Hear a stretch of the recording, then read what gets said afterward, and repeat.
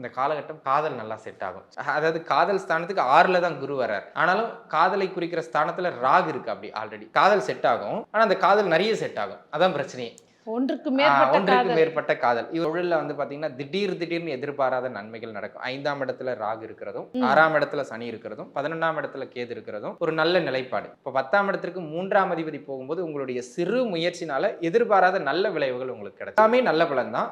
போராட்டம் மட்டும் 10ல இருக்கிறதுனால கொஞ்சம் அடிஷனலா நமக்கு வந்துரும். போராடி பெறணும். மற்றபடி எல்லா அமைப்புகளுமே நல்லா இருக்குங்க. வயசானவங்கல இருந்து படிப்பு உட்பட எல்லாமே சிறப்பு. இந்த 5ல ராகு இருக்கிறதுனால துலாம் ராசிக்காரங்களுக்கு கிடையாது. துலாம் ராசிக்காரர்களுடைய குழந்தைகளுக்கு ஆரோக்கியத்துல தொந்தரவு வரும். தகப்பனார் ஸ்தானத்துக்கு 2ல குரு அமர்றார். உங்க வீட்டுல ஒரு பிள்ளை துலா ராசியில் இருக்காங்கன்னு வச்சுங்க, நீங்க துலா ராசி கிடையாது.